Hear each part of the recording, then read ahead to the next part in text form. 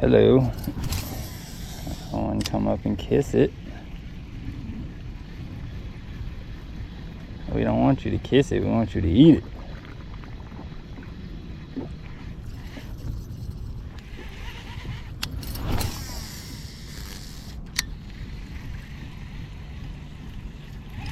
Oh, come on, dude. Come on, dude. Eat that thing.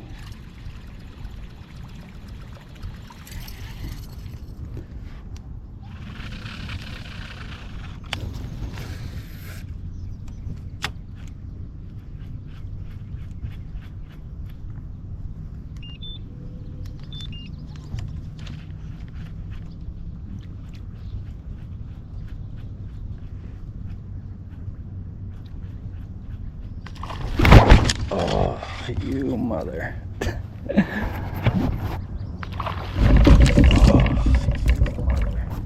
Jeez.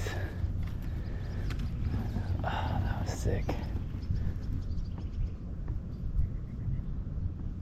Got me all wrapped up.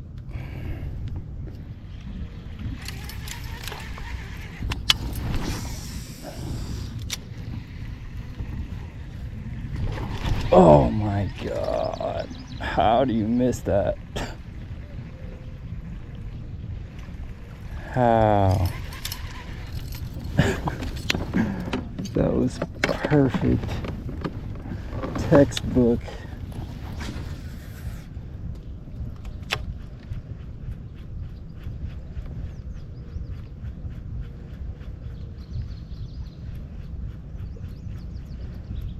Dude, that was a good fish too. Super shallow water. He just shot out from underneath that vegetation. Damn. Nothing I could have did there. That's just all fish. Sometimes they miss.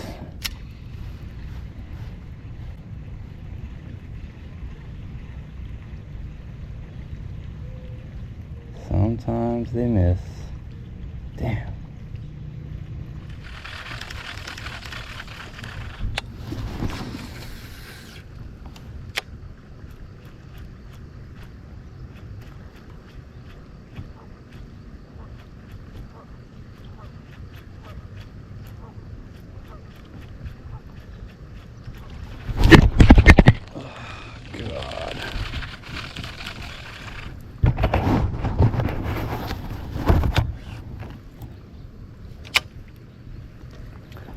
That was a little one. Smack my camera.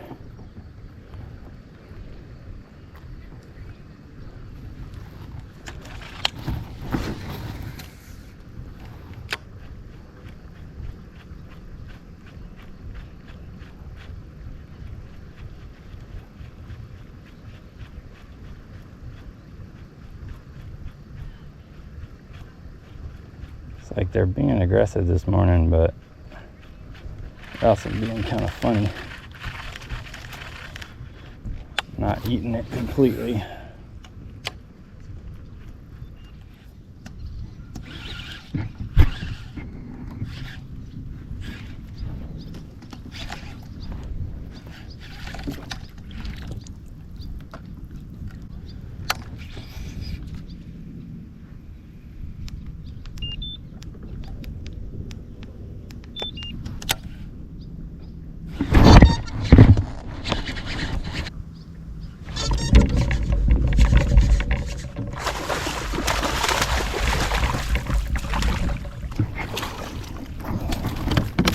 Get in here. I'll take that.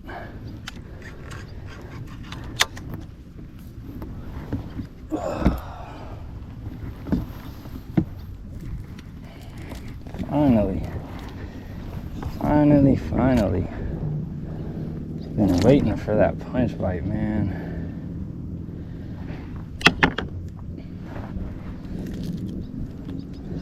Let's weigh you. He's not huge, but he's He's a thick guy.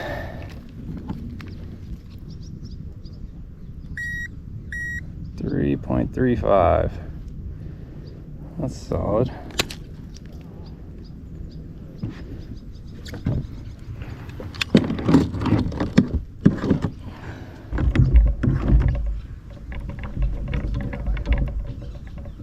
First flip fish of the day.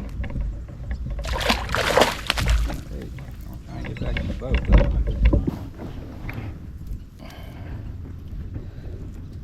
Yes sir, this is what I've been waiting on. It's one of my favorite ways to catch them.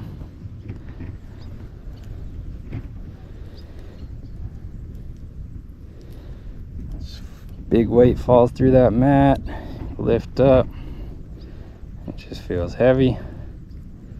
Swing.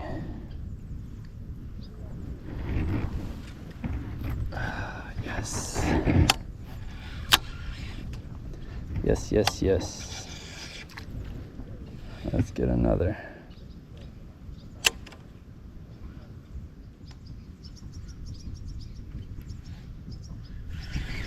But I like to just flip it in there, let it fall. I'm like free spooling it, but kind of thumbing it to control the fall and also just feel my line a little bit better. And then once it hits bottom, I'll click, lift up just to check it, make sure there's not a fish on there already. And then I'll do a couple hops and then I'll just pull it out. Sometimes if you start noticing fish are eating it at the top of the mat, you can even just like reel it up, like let it fall through, then reel it back to the top of the mat, shake it a little bit, and then pull it out. But that's kind of a particular bite. It's not always a thing. It's more of a thing on floating vegetation where there's forage living in the root systems, like hyacinth on the delta, the crawfish, and even like the baby bluegill and stuff will live in the roots of the floating hyacinth, and the bass will just sit right underneath and just munch on those guys. But if you don't have that kind of vegetation, it's not really too big of a thing. So I would just focus more on just hop it a couple times, reel it out.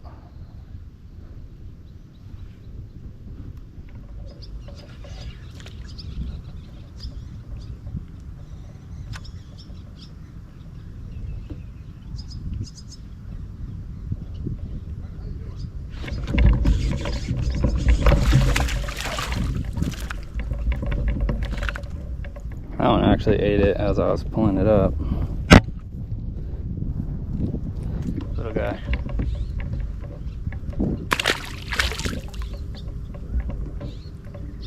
Good sign though. Bites, punch bite, getting going.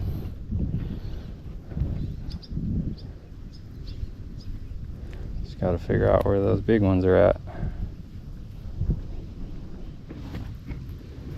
I'm throwing, I think it's 1.25 ounces with a punch skirt, Okeechobee craw, and then a Jackall Archelon, like a craw style bait,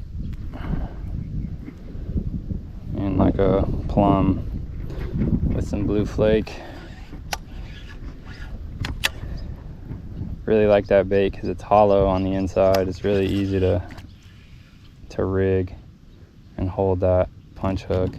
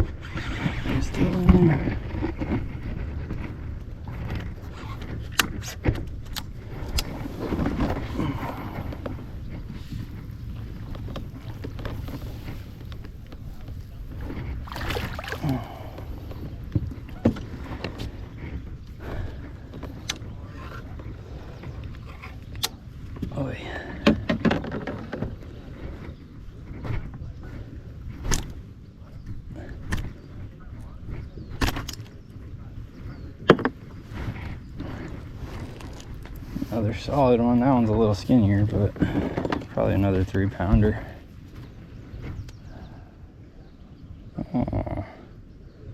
4.05. I guess he's a little longer.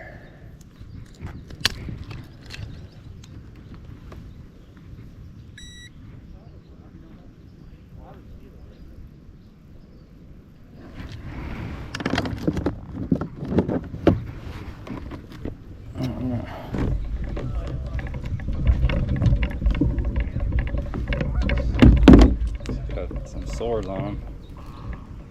Pretty nasty.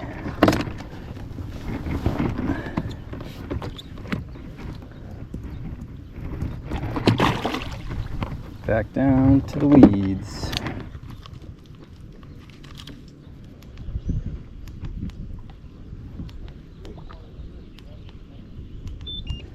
So as I'm making my way down these lines, these weed lines, I'm just looking. So anything that's like that has holes in it, it's real sparse, thin, you can see the water underneath it, I'm passing that up for the most part.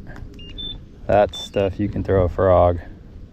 What I'm looking for is like the thicker, dense mats, can't see the water underneath it, and that offers that better protection for those fish.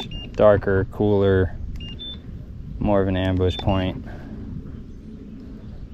So it's how I can kind of pick my spots. I don't have to flip literally every foot. I can skip over certain patches, and then when I see a good mat, I'll kind of pick that apart, make multiple flips.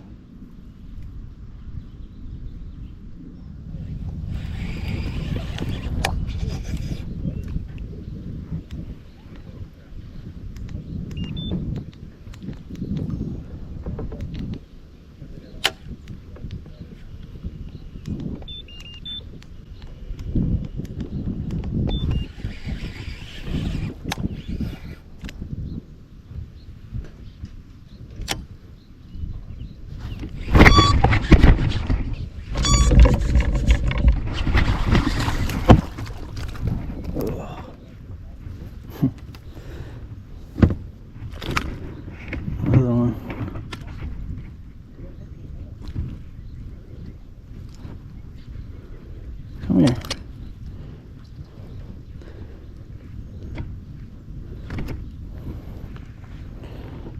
Right in the schnauzer. Right where you want it to be. Little guy. He was right on the edge. Deeper edge of this mat here.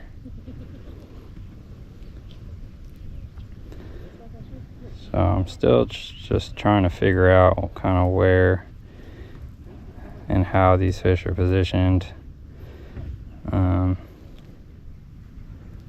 There hasn't really been a trend so far. I've caught fish on the inside of the mat, on the edge of the mat, middle of the mat.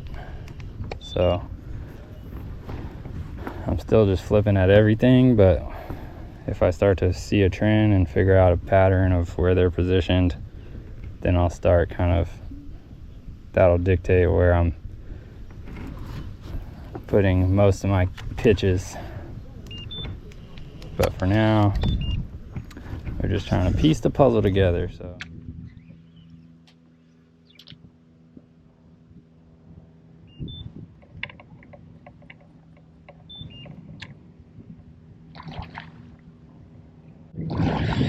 oh my God, what was that?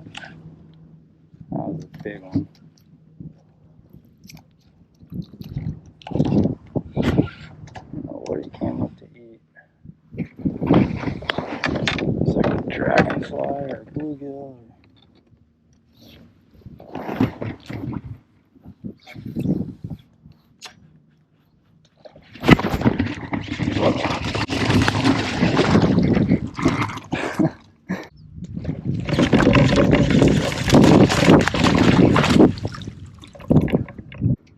Unbelievable.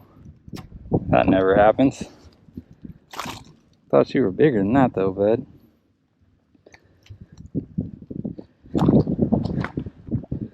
Sheesh. Fired up. You're a feisty little guy. Jesus.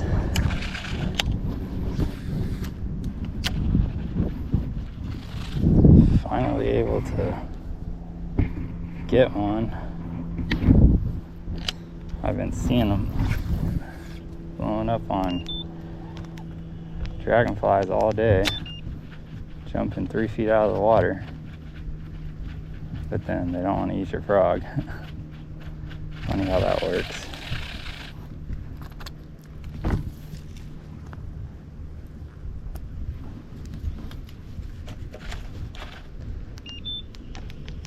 But that guy was not shy. Seems just like the trend of the summer is to always keep a topwater handy, whether it's new Maloney's and throwing a spook to spotted bass, schooling on shad, or right then throwing the frog to a largemouth chasing bluegill or dragonfly or whatever. It's just, when this water is warm, these fish's metabolism is very fast, and sometimes they just get these random bursts of energy and they just start chasing stuff. And if you're in the right spot at the right time, you know, you never know what can happen.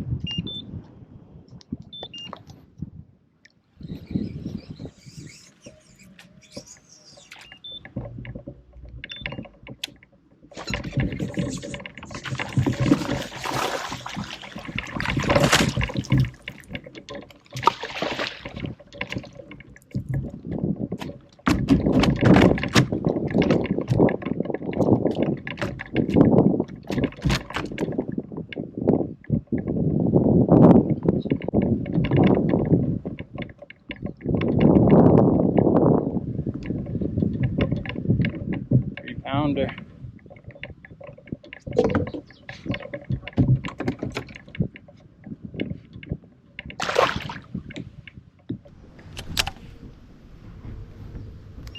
Alright, well, I think I pulled my cord out when I set the hook on that fish, but 3-pounder, punching. Another one out of these hydrilla mats. That one was kind of not on the edge of the mat, but a little bit in.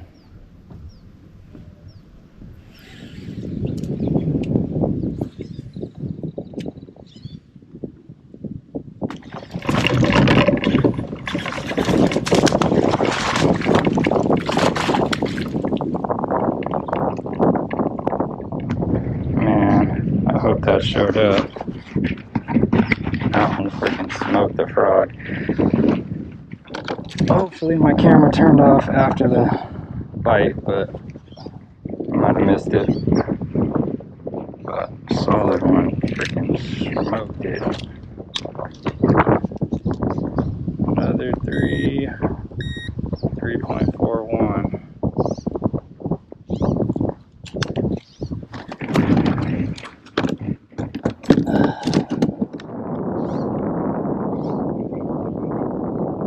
Another one with swords on it. I don't know what's up with that, but another aggressive one on the frog. Thanks, bud.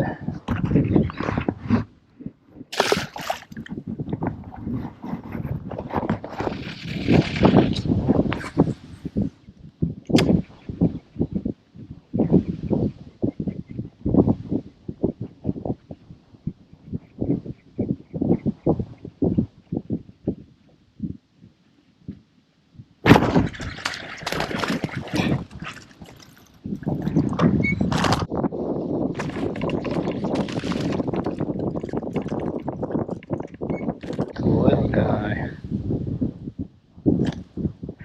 You got both hooks straight in the top.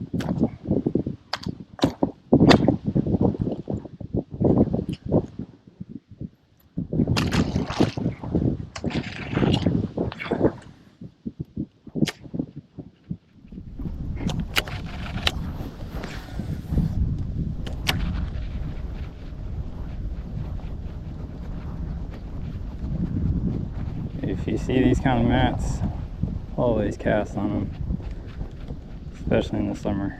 These cheese mats, they're real, like, it's thin, it's all hollow underneath, so it's great for frogs. Damn, as I'm saying that, it's great for frogs, but it's a nice and thick mat, so it provides a lot of shade for those bass, but they're just swimming underneath there. And they have total freedom of movement. That's why you could make 100 freaking casts on the same mat, and on the 100th cast you might get a bite just because there's fish just swimming through there. You can come back to it throughout the day. Fish will they'll just move around in this stuff.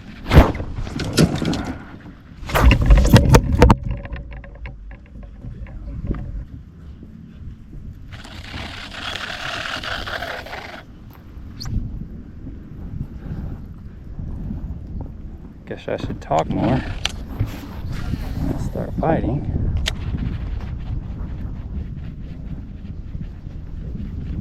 And if you listen, you can hear all that stuff going on. You just hear all that popping. All that popping is bass eating bluegill or whatever else from right under the top of the mats. You just hear popping and blow-ups every once in a while. Means they're in a lively area.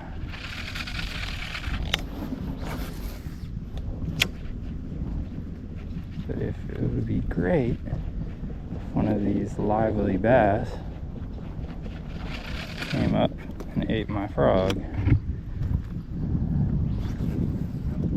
And I put a rattle and I put a split shot in my frog as well. This is the Snag proof Bobby's Perfect frog, but I added that weight just to let it sit down on the mat a little better, leaves a little impression, and then some sound with the rattle just help the fish find it a little better, because sometimes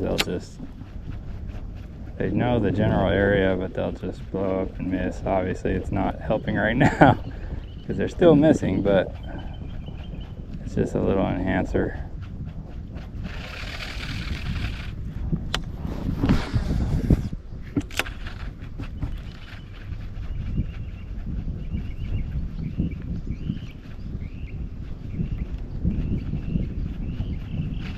I like to move it pretty quick across the mat, especially when I'm covering water. I don't know if there's fish in a mat. Come on. There.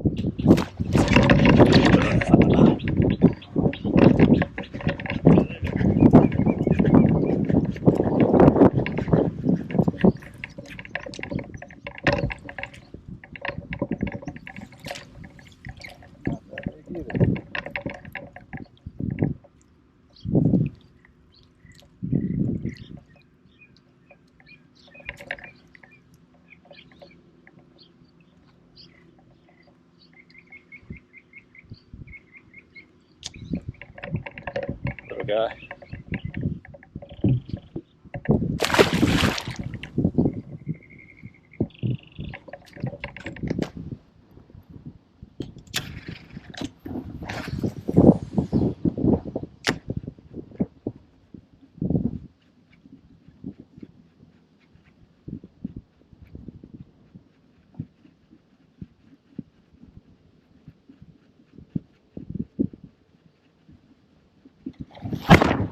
Oh my God.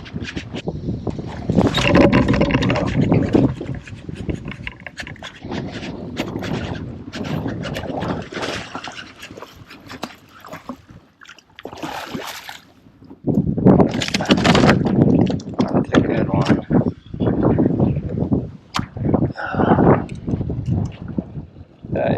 one we've been looking for.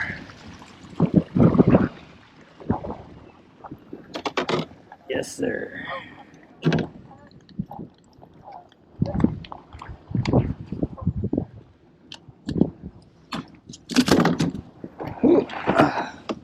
Ew. What is that? Ugh, brother. These fish have all these sores on them. It's not good.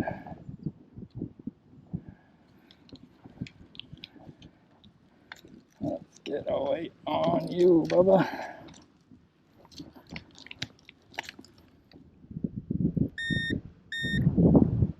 $4.93. Alright, we'll take that.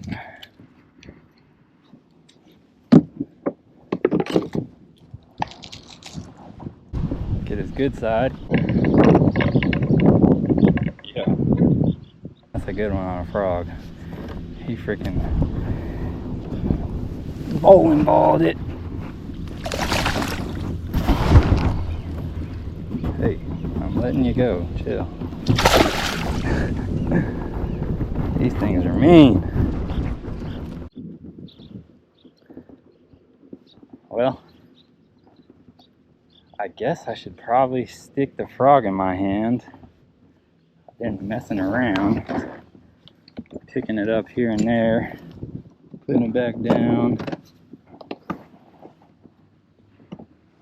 But they're starting to eat it. And honestly, seems like there's a lot more froggable vegetation than there is punchable vegetation, or at least for what I like. Because I was just flipping the punching rig in that stuff, but I'm like, it looks thin enough that I could throw the frog.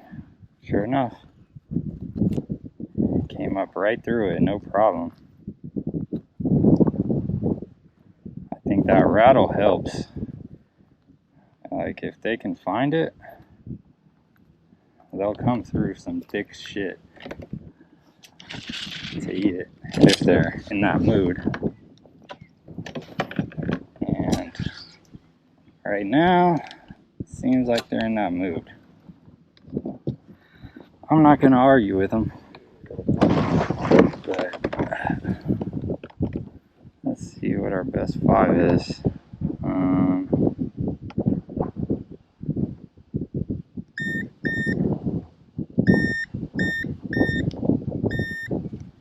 19 pounds. 19.09. So we gotta get rid of a 3-pounder and we'll be at 20. Let's catch an 8. Make a 5-pound coal. Get us way up there.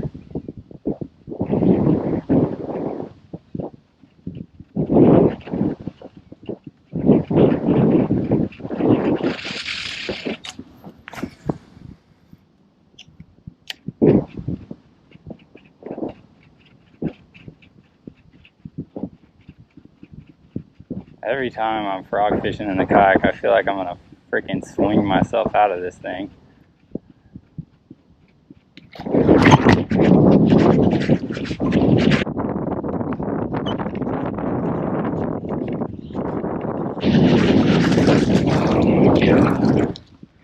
Yeah, they're in a froggy mood right now.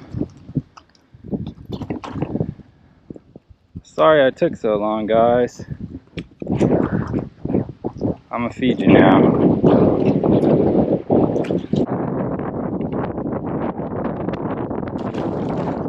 Let's get to work. They are in that mood, and that is rare. Hopefully some of those clips show up good. I know I set the hook kind of crazy and it probably knocks my camera. Sometimes it turns the camera off. But hopefully we got some good clips. Send some of these to Bobby Barrick. He's the one that designed this frog, so I'm sure he'd love to see it.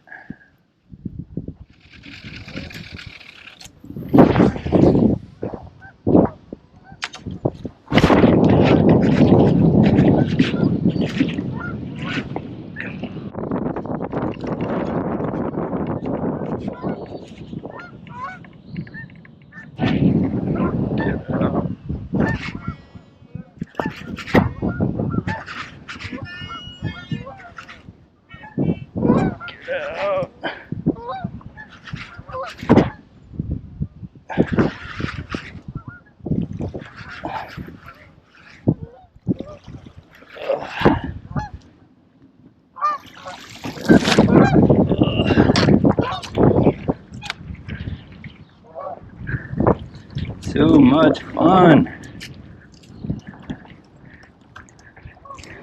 Salad with your bass. Nothing better.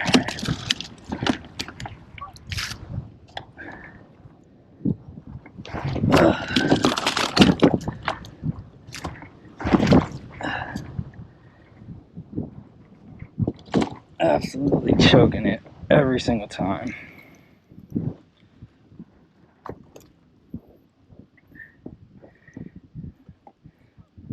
Always perfect.